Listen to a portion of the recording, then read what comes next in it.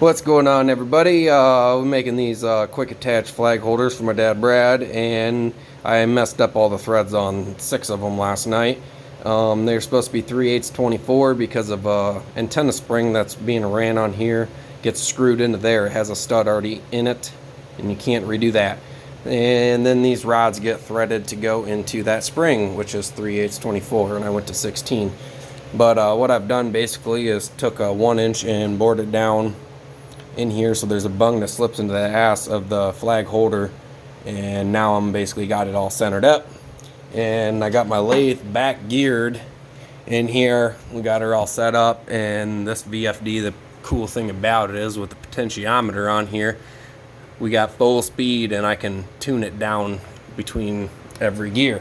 So we got the little 110 Tweako running here. We got her running hot, and I'm gonna buzz this one real quick and show you what we're doing. It's basically just rotating it. It's like a little rotary table, except for the lathe is obviously rotating the shaft. So we're in a shaft form. So we'll get her tack welded up here right quick. And one other thing is I used, it's an anti-spatter nozzle shield.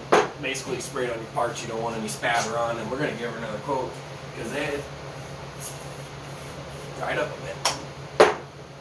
Now we don't have to worry about any spatter getting on the lathe itself. So I'll give it a tack weld so we can drive it. Nice and hot there, and we're set up on 17. That's how slow she's spinning. It's barely spinning. It can go down a little bit further yet, but I'm thinking 17 is about perfect.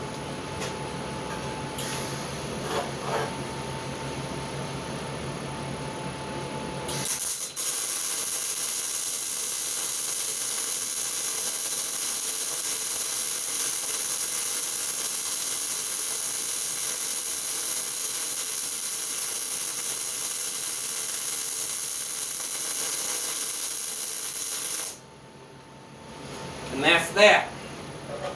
Shut her down, we'll let her cool here right quick, and basically turn this weld down. But we got a nice even weld going around there, and it's burning her real good. I'll get this ground off right quick and back that up.